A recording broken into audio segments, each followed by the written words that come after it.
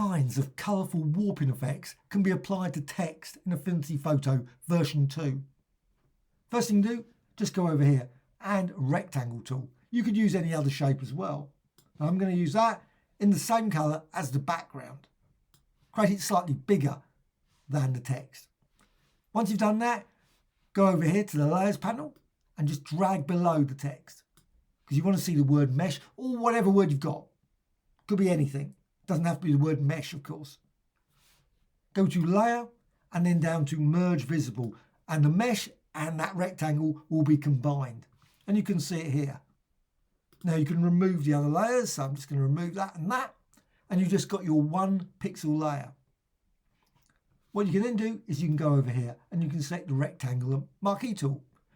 You could also use other selections as well, circular, elliptical, whatever, and combine them and just create a selection. I'm just going to create it over there. Now this is very similar to the previous video at this point, but now I'm going to use some color channels. So I'm just going to quickly go to select and feather. So feather, and just increase that radius, just set it to 292, whatever, obviously depending on the size of the document, and click apply. Once you've done that, what you now do, you can go to window and channels. Now if you're using the previous version, Affinity Photo version 1, view menu and studio, and then you can see the color channels here. So what you can then do, you can select composite red. So click there, and now you can see that selection applied there with the red channel. Go down here to the mesh tool. So here's the mesh warp tool, select that, and then you'll see this bounding box for the warp, and you can just warp it, just move it around. Something like that. Once you've done that, click apply. And now, again, just go back out and you can see the effect there. What you can do, you can move that selection. You don't have to keep that selection. You could, of course, also create another selection. That's another step. But you simply go over here to the rectangle marquee tool and you'll see you've got this move cursor. So you just move it, reposition it. Then you can go to composite green. So click there. Exactly the same as before. Go here, select the mesh warp tool. And again, you'll see this bounding box around here and you can warp it. Just distort it and you can see you can drag that there. And you can move, maybe double click, create a point there, just drag that and warp that. And then again, click apply. Now, of course, you could create any other warps as well. Just created this one, very basic warp. Click apply. You're in composite green. Again, to come out of that, to go back to RGB or CMYK if you're in CMYK, click there. And you can see now the result there. Now, you don't have to use the same selection. So you can go select and deselect. Maybe this time, elliptical marquee tool. So create that. Again, select and now to feather. So just do that. Just again, change the radius, 172 this time. Click apply. Composite blue, click there. And again, go down to the mesh warp tool. And you can then change that. Just drag that across.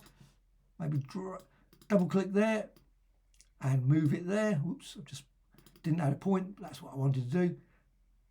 If you just add that basic point, you can move it. If you double click it, it should add a mesh warp. Sometimes it doesn't seem to, and you end up not getting the point where you think you should.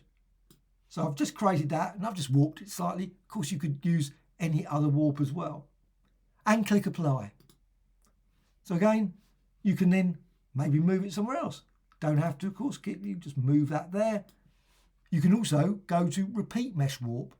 So you don't have to use the mesh warp tool, you just use the repeat and just warp that. Once you've done that, again, go back here.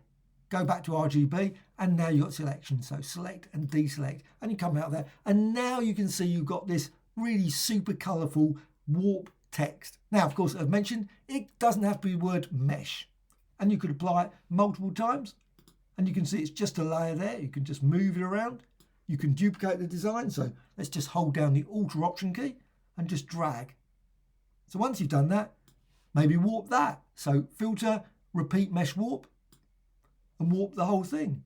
So you can create some very unusual warps and you can always, at any point, again, go here maybe this selection, or create your own selections. Select that area. As before, go to composite red, click there.